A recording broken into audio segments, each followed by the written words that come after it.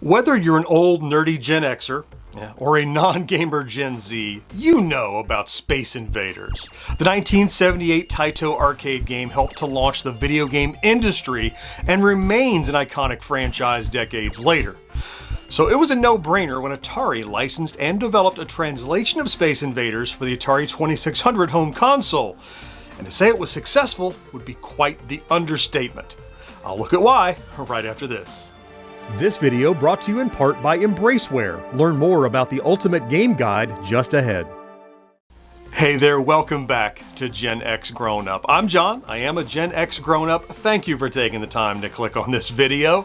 You know, when Rick Maurer joined Atari, he was fascinated with the Space Invaders arcade game and began developing a version for the VCS on his own time. Now his co-workers and his managers, they didn't seem to care, had little interest until CEO Ray Kassar saw how much money Space Invaders was making in the arcades. He nabbed the rights from Taito and assigned Maurer to complete his code.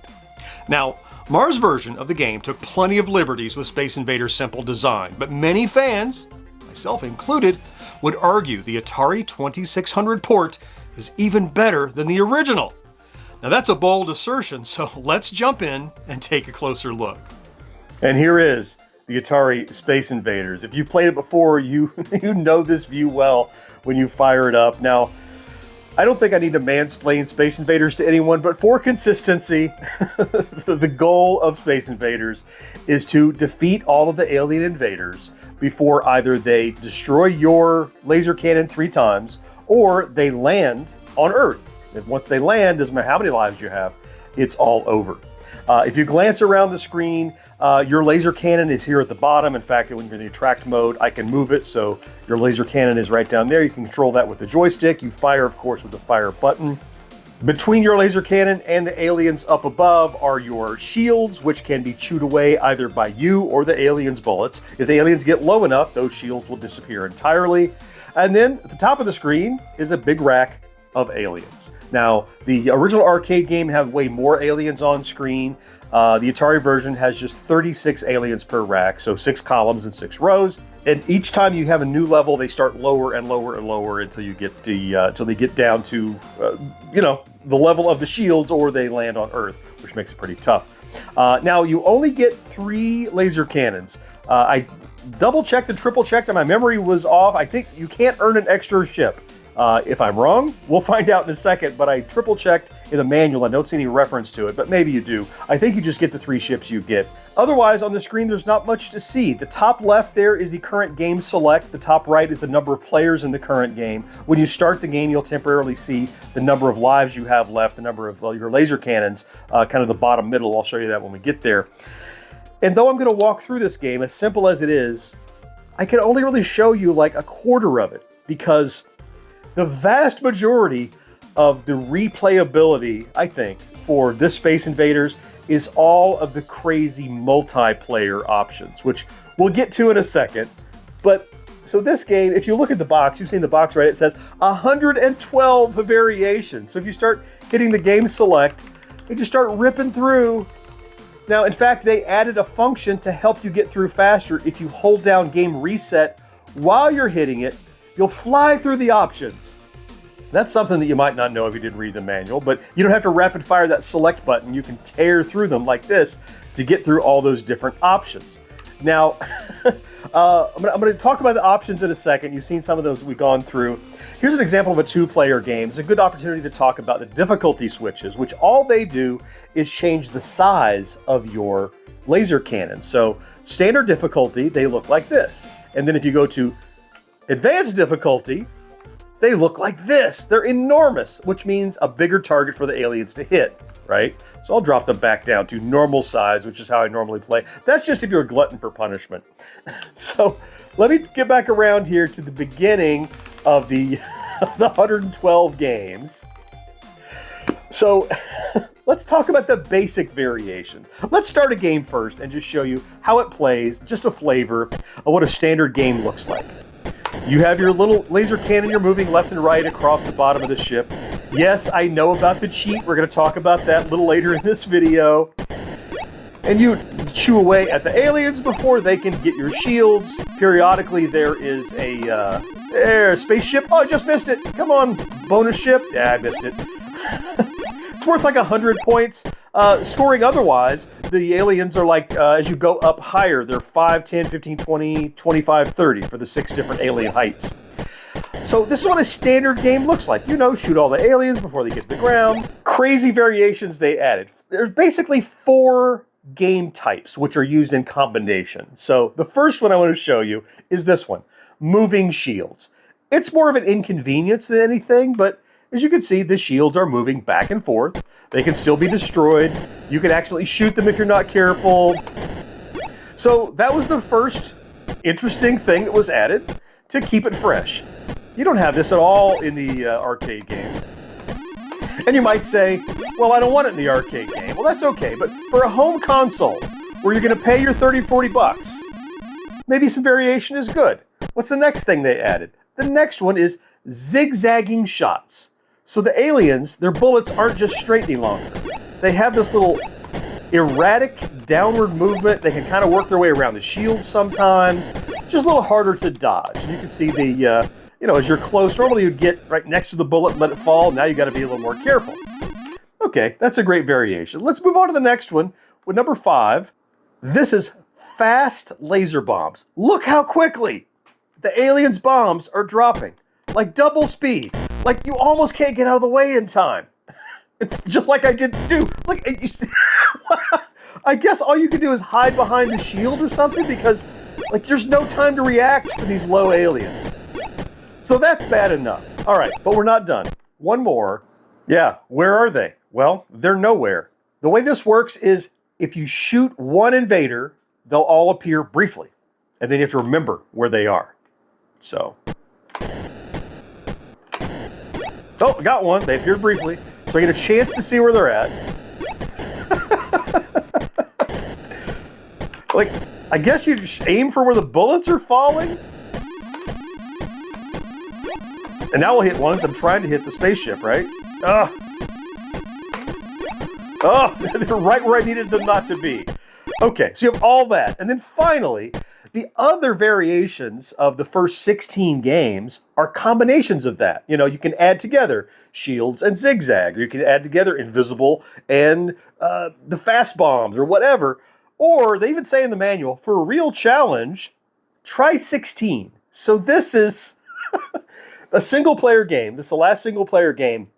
It has moving shields and zigzag bombs and fast bombs and invisible invaders. So just for fun, before I even get any farther, let's look at how poorly I do if I try really hard. Here we go. Ready? Oh, there's one death. Okay. There's my number of lives. 2 there at the bottom. Okay, I've lost 2. I have 15 points. Doing pretty good so far. Look. That's it. I made 20 points. That's ridiculous. Okay, but you can add the level of complexity that you'll want to it. The base game 1, is more like Space Invaders, but so look, I can show you the little grid here, but what you'll notice on the little matrix is that there's not just 16 games, there's 112. It's because there are so many multiplayer options that I don't have a second player here to show you, but if you play Space Invaders, if you have a friend or a loved one that you can play with, you've got to try these multiplayer options. And they vary, crazy stuff. And I'll show you the page from the manual. You can look and see just how nutty. There's regular 2-player, just what you'd expect. 1-player, 2-player, you take turns, right? There's 2-player at the same time. You're both on the screen working together. You're fighting for a score, but you're both playing at the same time. That's pretty cool. And then you have 2-player, simultaneous, controlling one ship, but alternating who can shoot. And then you have 2-player where your partners, only one player can move left and the other player can move right, and either one of you can fire. And there's another one where the control alternates based on when you shoot. So the player 1 can move and then he can shoot. The player 2 can move and then he can shoot. And it's like a tag team. Every time you fire a bullet, it changes control. Frantic. And then there's another 2-player where one player moves and the other one can shoot. All of that is baked into this game for the multiplayer aspect That's why it had, look, it was a system seller. It is Space Invaders, but it's all these options of Space Invaders. I'm trying to get back to the beginning. It's all these options of Space Invaders on top of the game that make it fun for you sitting with your buddy or sitting with, you know, your little brother or your little sister or your big brother, whatever. There's things to do together that make this, you're not playing Space Invaders, you and your friend are playing with Space Invaders to see what kind of, you know, how well you can do in these crazy scenarios. Now, everybody who says, would you please do Space Invaders, says, don't forget to talk about the double shot. So I'm going to talk about the double shot and tell you about how to get it. So, oh, by the way, when you're playing a game, the top left is the score, the top right is the player 2 score. You can only score 9999. You can keep scoring, but the score won't reflect that. It'll just, I think there's a rollover, maybe a stick, I don't remember. Anyway, so when I shoot, look, I can shoot one bullet at a time. That's it. That's all I'm allowed to shoot. But there's a trick to allow you to shoot 2 bullets at once. It's called frying the machine. There are several ways to do it. You can toggle the power on and off a few times. Or the reliable way that I know of is hold down the reset button when you're turning on your console. And then this is going to happen. I'm going to fry my console. So let's see, just a couple of frying here. I'll hit start. Let's see if that did it. There we go. 2 bullets. So everybody who ever knew about this cheat never played Space Invaders unless they had this turned on. I guarantee you. Because it changes the game dramatically. I might even get this UFO. Nope. Why haven't I gotten it yet? Crazy. My timing is way off. So yeah, so a double shot. It adds to the game beyond even what we had already done. So, it's Space Invaders. You have all these options. Now that I have the double shot, single player, game option 1, I'm going to try. I haven't played this to try to get a high score in a long time. I'm going to try to get my best score with a points run. The Ultimate Game Guide app for NES has been updated to include Super NES. The app is now free to try with a sampling of content and a purchase option to unlock the full library for each system. Manage both your NES and your Super NES collections in a single app. The entire libraries of both systems are covered with reviews, screenshots, cart images, box art, and information such as genre, publisher, release date, estimated price, and more. Also features tips, codes, passwords, Game Genie codes, and magazine print ads. Sync your collection with a free cloud account and view the estimated value.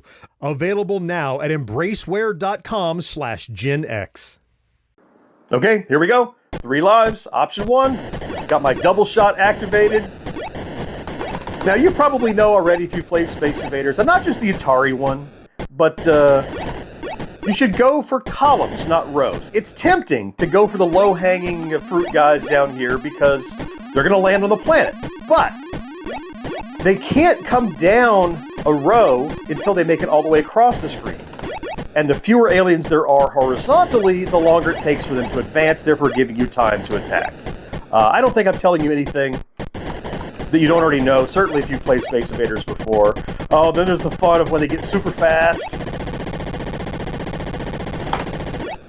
Got him. 600 points. Not a bad start, I guess. And quickly get across, and again, I try to take them out on the right-hand side as quick as I can. There we go, there's a whole column. My timing on taking out the bonus ship is way off compared to my memory. I'd like to get one every now and then here. There we go, got him. Oh, I hate when they're gapped like this. There we go. Got him. 1430, okay. Now you can see they're even lower. So, I think the next level, oh, ouch, I lost a ship already, damn it. On the next level, they start even lower with the shields already gone. So, from that point on, and I just lost the shields. I should have taken these guys out, they wouldn't come down. All right, so now, see I've cleared out more columns? It takes a little longer to get across the screen. Come on, there's one. Got him.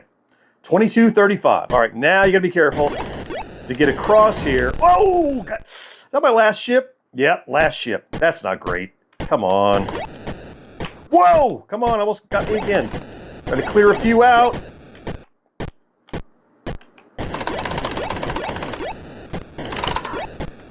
Okay, the guy on the right is going to land. I got to get over here quickly. All right. Oh, no. No, no, no, no, no, no, no. Oh! Squish. Game over. 24-60. I feel like I could have done much better. It's been a long time since I've tried to play for score, but you can see if 9999 is the rollover score, I didn't play that long. I didn't play like 4 or 5 racks to get down there, but it gets aggressively more difficult. Now, can you imagine being at that point of the game with zigzag, fast bombs, invisible invaders? Doesn't matter about the moving shields. They'll be gone by now. You can have the most chaotic difficulty imaginable, or you can just play it easy like this. And, you know, what did that take? Like 4 or 5 minutes to play a nice casual game of Space Invaders. Got about 2,500 points. This game, I don't know what it is about Space Invaders, never gets old for me. Now, Atari's Space Invaders was not only a hit, but became a system seller for the 2600. Records suggest Atari moved more than 6 million units and earned over $100 million from the sales of Space Invaders alone. It's second only to Todd Fry's Pac-Man in both sales and revenue. And yet, oddly, though it's regularly cited as a 2600 favorite, Taito seems keen to bury this version and has thus far refused to license it for redistribution, which is why you don't find it on modern compilations. But don't worry, we still have our cartridges, we still have emulation, and it's still the version I fire up when I'm in a Space Invaders mood. Now, I choose a different classic game to highlight every week here on Friday Plays, so if you have a nomination, be sure to sound off down in the comments. Meanwhile, I'll link to a couple previous entries here and here. I certainly hope you found something to enjoy in this video, and I can't wait to talk to you again next time. Bye-bye.